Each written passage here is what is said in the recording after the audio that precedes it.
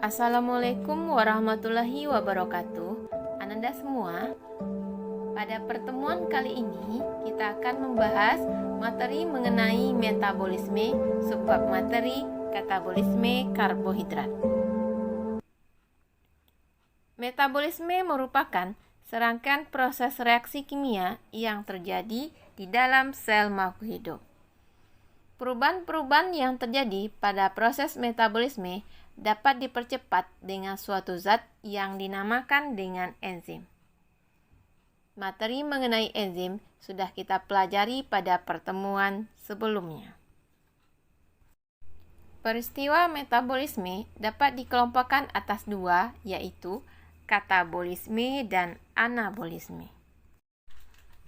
Katabolisme adalah reaksi penguraian senyawa kompleks menjadi senyawa-senyawa yang lebih sederhana atau pemecahan senyawa organik menjadi senyawa-senyawa anorganik dengan bantuan enzim.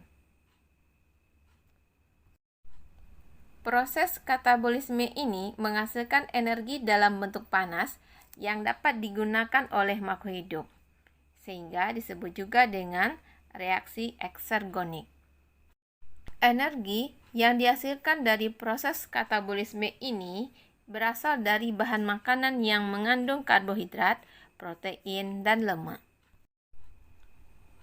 Katabolisme karbohidrat dalam tubuh berlangsung melalui proses respirasi sel. Berdasarkan kebutuhan oksigen, respirasi dibedakan menjadi dua macam, yaitu respirasi aerob dan respirasi anaerob. Respirasi aerob dibedakan lagi atas 4 tahapan, yaitu glikolisis, dekarboksilasi oksidatif atau oksidasi asam pirufat, siklus Krebs atau siklus asam sitrat dan transport elektron, serta peristiwa respirasi anaerob terjadi pada proses fermentasi. Respirasi aerob merupakan respirasi yang membutuhkan oksigen dari udara.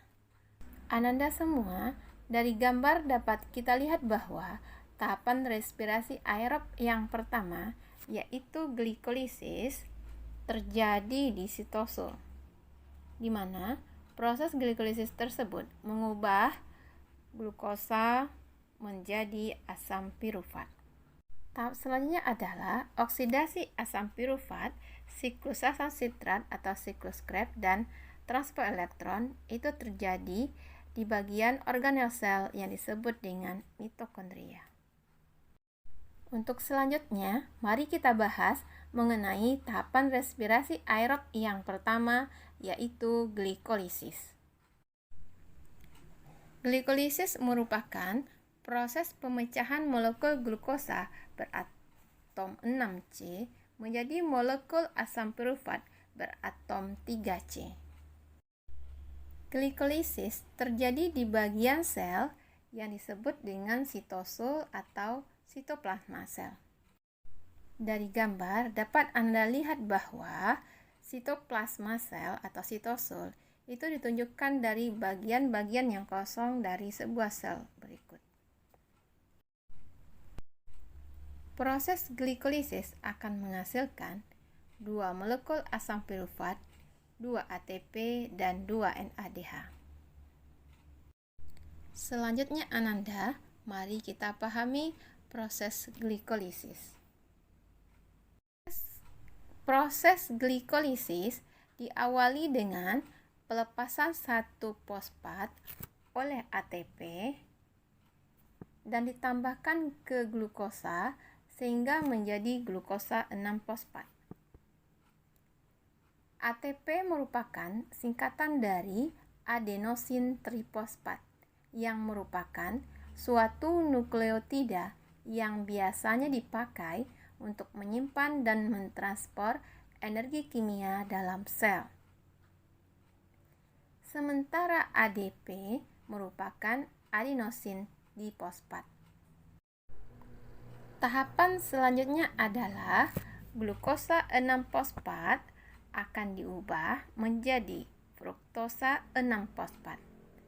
Kemudian, fruktosa 6-fosfat akan diubah menjadi fruktosa 1,6-bifosfat, di mana terjadi penambahan 1 gus-fosfat dari pelepasan ATP menjadi ADP terhadap fruktosa 6-fosfat.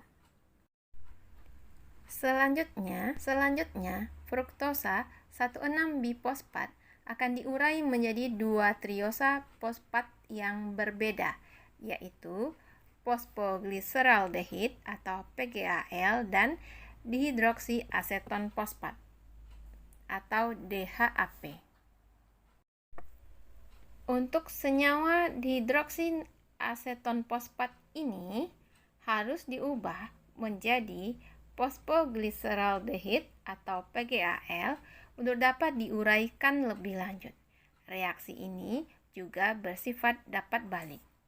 Selanjutnya Ananda, gliseraldehid 3-fosfat akan diubah menjadi 1,3-bifosfogliserat atau BPG. Karena terjadi penambahan 1 ion hidrogen dari perubahan NADH menjadi NAD+. Demikian juga reaksi yang sama terjadi pada reaksi di sebelahnya. Selanjutnya, 1,3-bifosfogliserat akan diubah menjadi 3-fosfogliserat karena terjadi pemindahan gugus fosfat dari ADP membentuk ATP. Kemudian akan terjadi pergeseran gugus fosfat dari atom berkarbon nomor 3 ke atom karbon nomor 2 sehingga dibentuk 2-fosfogliserat. 2-fosfogliserat ini akan mengalami dehidrasi atau penghilangan 2 molekul air ini sehingga dihasilkan fosfoenol pirufat atau PEP. Selanjutnya, terjadi pemindahan gugus fosfat dari fosfoenol pirufat ke ADP sehingga terbentuk ATP dan asam pirufat. Ananda semua, dari proses glikolisis dapat kita simpulkan bahwa untuk proses ini membutuhkan 2 ATP. Bisa kita lihat dari langkah 1 dan 3, serta menghasilkan 4 ATP dari langkah 7 dan 10. Dari 4 ATP yang dihasilkan akan digunakan 2 ATP, maka proses glikolisis yang dihasilkan adalah 2 ATP. Proses glikolisis juga akan menghasilkan NADH dari langkah 6 sebanyak 2 NADH dan 2 molekul asam pirufat dari langkah 10. Tahapan respirasi aerob selanjutnya adalah reaksi antara atau oksidasi asam pirufat atau dekarboksilasi oksidatif. Pada tahapan ini terjadi pengubahan molekul asam pirufat yang merupakan atom berkarbon 3 menjadi atom berkarbon 2 yaitu asetil-CoA. Dekarboksilasi oksidatif terjadi di matriks mitokondria. Dari gambar dapat Anda lihat bahwa membran dalam dari mitokondria akan mengalami pelipatan ke dalam membentuk krista. Sementara matriks itu terdapat di bagian terdalam dari krista itu sendiri. Proses dekarboksilasi oksidatif akan menghasilkan 2 molekul asetil-CoA, 2 NADH, serta melepaskan 2 CO2. Reaksi antara atau dekarboksilasi oksidatif. Jadi Ananda semua, asam pirufat yang merupakan atom berkarbon 3 dihasilkan dari proses glikolisis sebelumnya akan dioksidasi dan terjadi pelepasan 1 atom karbonnya dalam bentuk CO2. Kemudian, dua karbon yang tersisa dioksidasi dan terjadi pelepasan ion hidrogen yang berikatan dengan NAD+ membentuk NADH. Serta terjadi penambahan koenzim A sehingga asam pirufat tadi akan berubah menjadi asetil-CoA. Tahap respirasi aerob yang ketiga adalah siklus Krebs, di mana siklus Krebs merupakan perubahan oksaloasetat atom berkarbon 4 menjadi asam malat yang juga atom berkarbon 4. Siklus Krebs pada organisme eukariotik terjadi di dalam matriks mitokondria, sementara pada organisme prokariotik itu terjadi di sitosol. Proses siklus Krebs menghasilkan 6 NADH, 2 FADH2, 2 ATP, dan 4 CO2. Ananda semua, selanjutnya mari kita bahas proses yang terjadi pada siklus Krebs. Adapun proses siklus Krebs adalah sebagai berikut. Gugus berkarbon 2 asetil-CoA yang berasal dari asam pirufat hasil glikolisis akan bergabung dengan molekul berkarbon 4 oksaloasetat membentuk sitrat, molekul berkarbon 6. Kemudian, sitrat akan berubah menjadi isositrat. Isositrat kemudian mengalami dekarboksilasi oksidatif dan mengubah NAD+ menjadi NADH, serta isositrat akan membentuk CO2 dan alfa-ketoglutarat. Alfa-ketoglutarat didekarboksilasi menjadi gugus suksinil yang bergabung membentuk suksinil-CoA. Dalam proses ini terjadi pelepasan CO2 dan perubahan NAD+ menjadi NADH. Selanjutnya, suksinil-CoA akan melepaskan energinya dalam bentuk ATP serta berubah menjadi suksinat. Suksinat dioksidasi menjadi fumarat dan terjadi pelepasan FAD+ menjadi FADH2. Kemudian terjadi penambahan molekul air pada fumarat dan terbentuklah malat. Malat teroksidasi menghasilkan oksaloasetat kembali sehingga NAD+ menjadi NADH.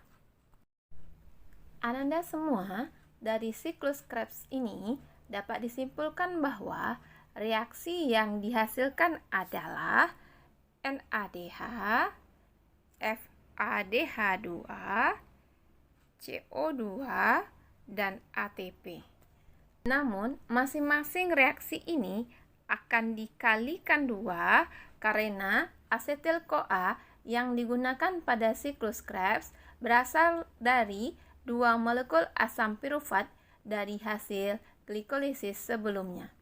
Sehingga di akhir reaksi siklus Krebs akan terbentuk 6 molekul NADH, 2 molekul FADH2, 4 molekul CO2, dan 2 ATP. Transport elektron merupakan tahap akhir dari respirasi aerob, di mana jadi pengubahan NADH dan FADH2 menjadi ATP. Transport elektron terjadi di membran dalam mitokondria.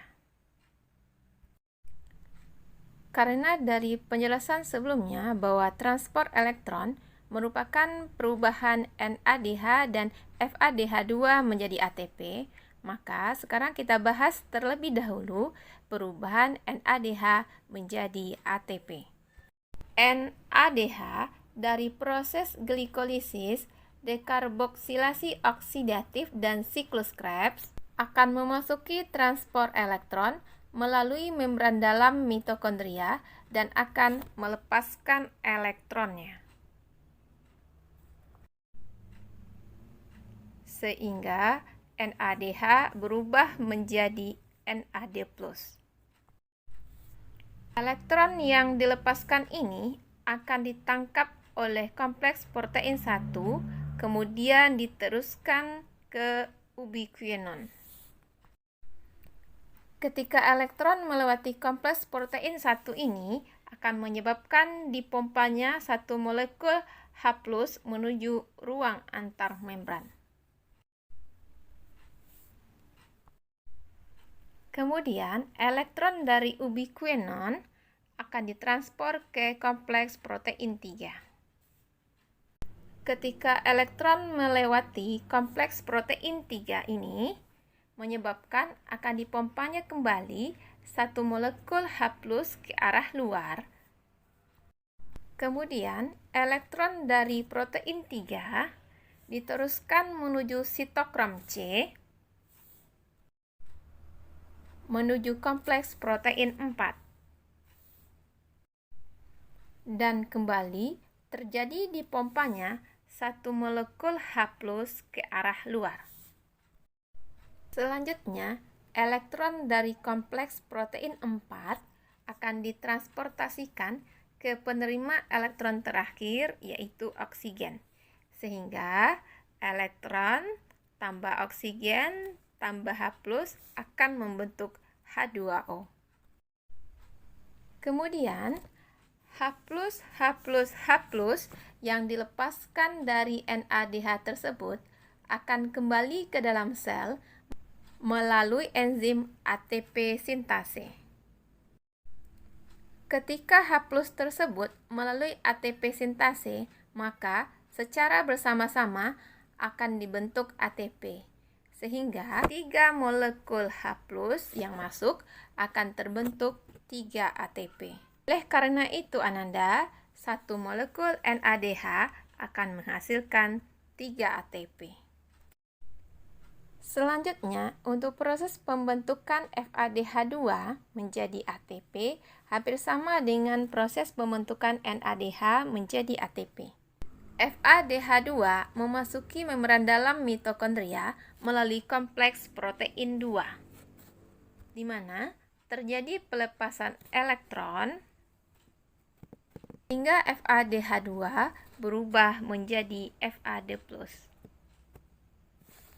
Elektron yang dilepaskan kemudian ditransfer ke ubiquinon, selanjutnya menuju kompleks protein 3. Selanjutnya, elektron dari kompleks protein 3 tadi akan diteruskan menuju sitokrom C dan kompleks protein 4.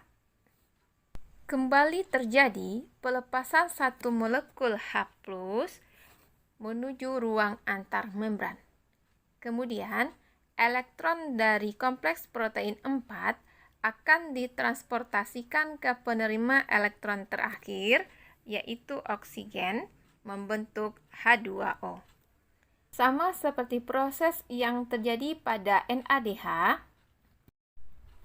H+H+ yang dilepaskan dari FADH2 akan kembali ke dalam sel melalui enzim ATP sintase. Dan secara bersamaan akan dibentuk ATP. Sehingga dari 2 molekul H+ yang masuk akan terbentuk 2 ATP.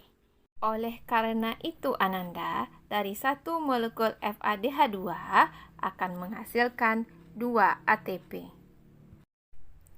Jadi, Ananda semua dapat disimpulkan bahwa proses transfer elektron terjadi melalui rangkaian reaksi transport elektron dan kemiosmosis.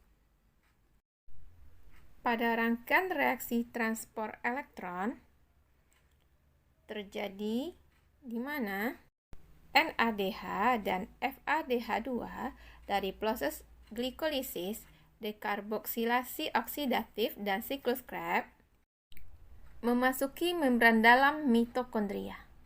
Untuk NADH, elektron yang dilepaskan akan menuju kompleks protein 1, ubiquinon, kompleks protein 3, sitokrom C, dan kompleks protein 4. Serta elektronnya akan berikatan akhirnya dengan penerima elektron terakhir, yaitu oksigen, membentuk H2O. Sedangkan untuk FADH2,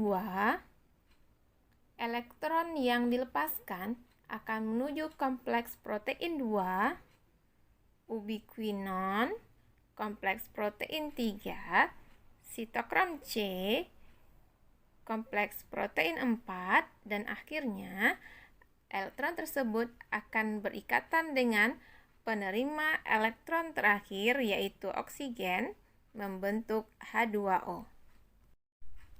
Setiap elektron yang melewati kompleks protein, baik yang berasal dari proses NADH maupun FADH, akan melepaskan satu molekul H+ ke arah luar. Kemudian, H+H+ yang dilepaskan, baik dari NADH maupun FADH2, akan kembali ke dalam sel dan secara bersamaan membentuk ATP lewat proses yang dinamakan dengan kemiosmosis. Untuk hasil transfer elektron dapat Anda lihat melalui tabel berikut. Ada perbedaan antara jumlah ATP yang dihasilkan organisme eukariotik dan prokariotik. Pada organisme eukariotik, oksidasi NADH dan FADH2 terjadi di dalam membran mitokondria. Namun, NADH hasil glikolisis dibentuk di dalam sitosul.